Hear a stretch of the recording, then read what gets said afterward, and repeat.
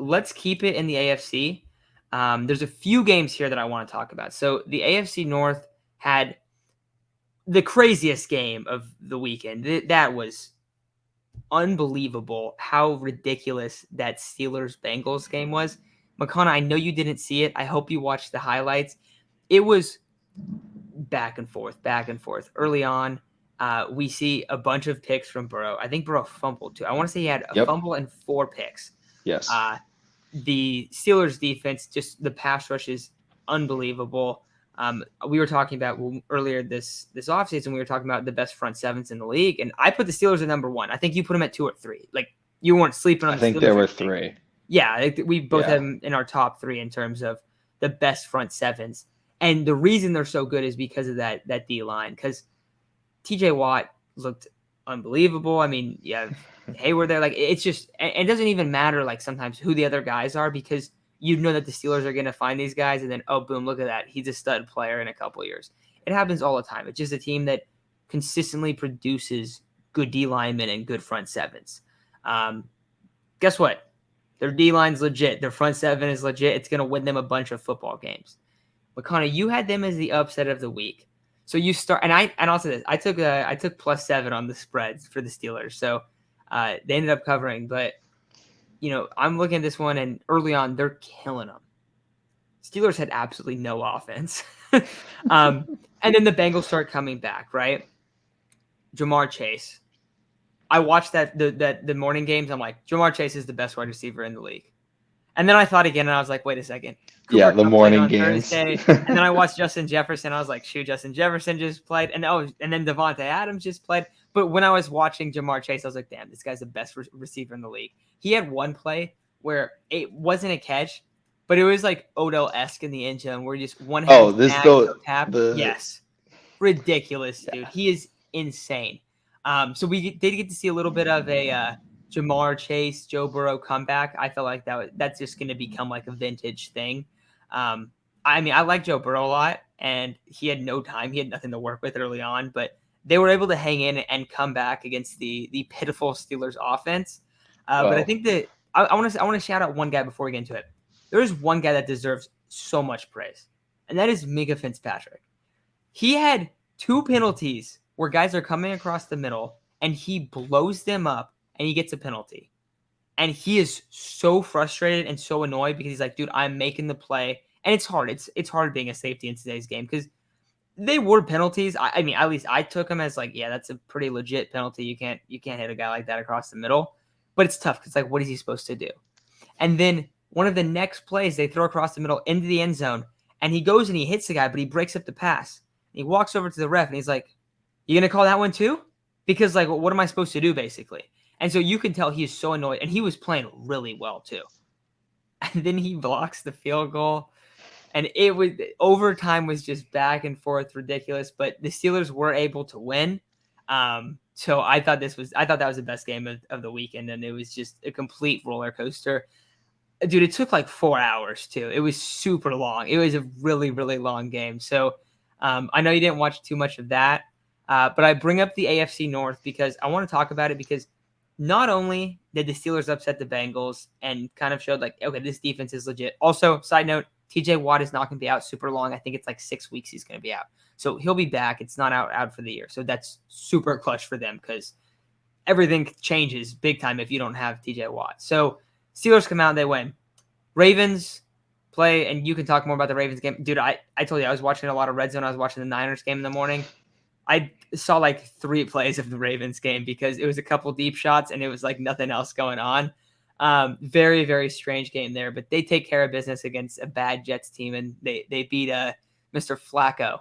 And then the Browns, I think a lot of people just think that the Panthers suck, but the Browns played a good game against the Panthers, and they won that game, and I thought they played really well. Their run game is terrific. Both Chubb and Hunt look like they did. I wouldn't say last year because they were banged up a little bit, but in 2020? In 2020, they were looking really nice. So they looked really good. That run game is going to kind of, for their sake, the first 11 weeks kind of keep their season afloat. But my question, because I have the AFC North here, is the AFC North back? Because it felt like last year it kind of took a year off of like being like this super stacked division, at least maybe early on last year it was, and then you have a bunch of injuries. But is this one of those divisions where we look at the AFC West and we go, oh, that AFC West is insane? AFC North might be the second best division because you have an insane defense in Pittsburgh. You have a nasty passing, like I don't even want to call it trio, it's just passing offense. And with the Bengals, the Ravens have Lamar Jackson, and they play pretty solid on defense, but Lamar in the run game just kind of eat up all the clock, and they just kind of suffocate you with that. And then the Browns, they could be a legit team later on in the year if they can just be kind of meh and go about 500 in their first, 11 games. But is the AFC North back? Is this a division where we are going to look up and go, oh, wow, 3 of these teams were over 500, and the only team that wasn't over 500 was one game underneath. Is it going to look something like that? Yeah, I said this when, kind of when the Browns got Deshaun Watson. And this was before, because I think if Deshaun Watson is playing this entire season, this is the best division in football. I said that when they got Deshaun Watson, and I know about the AFC West because I was looking at it, and Matt, like you said, I was like, they have the best defense in the NFL. They arguably have 2 top 4 offenses in the NFL. I would say in the Bengals and the Ravens, depending on Greg Roman and the Ravens and how they do it. And then, I mean, we have no idea what Deshaun Watson and the Cleveland Browns are going to be, but remember our top 5 running back rankings? Nick Chubb is in there. They have a really good offensive line. They have good pass catchers. Like this, and the other thing about this is it's going to be very different than playing the AFC West, right? You play the AFC West and you're in a shootout. You play the AFC North and you're in a dogfight. Like it is physical. And these teams, this is the most physical division historically. This is the most physical division currently. And the players in this, I mean, the superstars in it, they're all unique, right? It's Jamar Chase, who maybe has the best tools of any wide receiver since Randy Moss or Calvin Johnson. Probably those 2 guys. Those are probably the only 2 guys in history that have the tools that Jamar Chase has. And then you look at the Steelers and you're like, oh, who do they have on defense? Some dude named TJ Watt, who's like the most unstoppable player on defense outside of Aaron Donald in the NFL. Just because the thing is, he can play the pass. He's not just a pass rusher. Like he is a guy where it's like, oh, he will get consistent interceptions. He's a guy who will consistently get by you and stop the run. He had an interception. He did have an interception, but he was rushing the passer on that interception, right? Yes, but it was still a nice play, and you just saw like, oh, this guy, like a prime JJ Watt jump up, grab it type of play, and that's what made JJ Watt so unbelievable. But it was like he didn't get a sack. Oh, what did he do? He jumped up and intercepted it at the offensive line, and you're like, dude, stop. And then you go over to the Browns, and you're like, oh, they have Nick Chubb and Kareem Hunt, the best 1-2 punch in all of football. And they have Myles Garrett on the defensive line.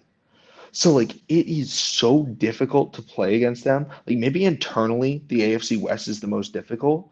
But externally, I would much rather play against the Raiders. I would much rather play against the Chargers. I would much rather play probably, I wouldn't say against the Broncos or the Chiefs because I think they're a little bit of outliers. Like, dude, I would hate to go into Pittsburgh. Even if Pittsburgh's like, a 9-win team, I'm like, damn it, I don't want to be here. Like, get me out of this game because it's going to be very, very difficult, even if you squeak out a win. But in that Pittsburgh game, Matt, I don't know if you know this. You know what I said would be the best game of the weekend?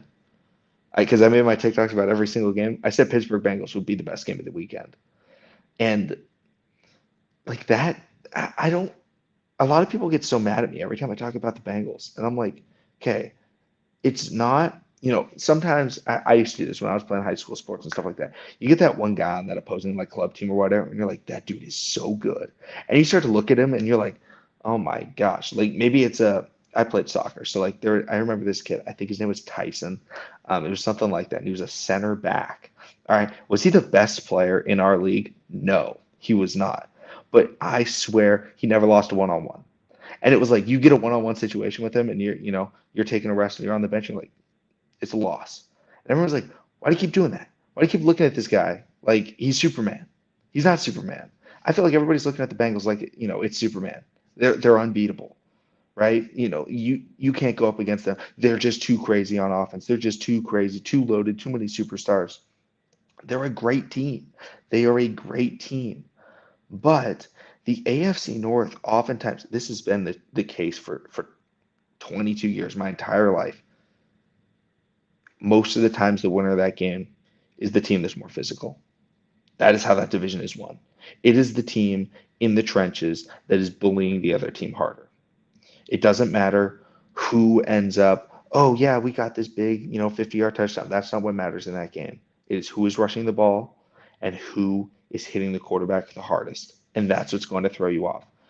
The other thing about that game is I was seeing, because it was popping up on Red Zone all the time in the stadium and stuff like that. You know who Mitchell Trubisky threw a deep ball to in this game? The best wide receiver in the history of the Baltimore Ravens franchise, Miles Boykin. They're throwing a deep ball to Miles, and I'm like, I see the deep ball going up. I'm like, that's a pretty good ball. I see it like kind of go by the fingertips. I'm like, oh man, I wonder who that was. And then I see Boykin on the back, and I was like, there we go. That's the reason. That's the reason. You throw George Pickens right there, boom, that's a catch. You throw Simi Fehoko right there, that's a catch. Like Miles Boykin is garbage. Like no wonder the offense isn't working. That's your deep threat. Um, but I mean, Najee Harris also exited the game. Mitch did have the touchdown pass to him. Mitch, the thing is, this is what I've said consistently about Mitch Trubisky. He's not going to go crazy. He's going to consistently manage the game so that the defense can get them to win. I mean, that's why they brought him in, and that's exactly what he did. Obviously, it got close, but even game on the line, overtime, he got his team into field goal position twice. He got them to be able to have that opportunity. Now, Boswell missed the first one off the upright, but he was able to make the second one. So I think that, obviously once we get TJ Watt back, that's going to be really scary. But in terms of the Ravens game, watching this game, I'm so excited for the Ravens this year.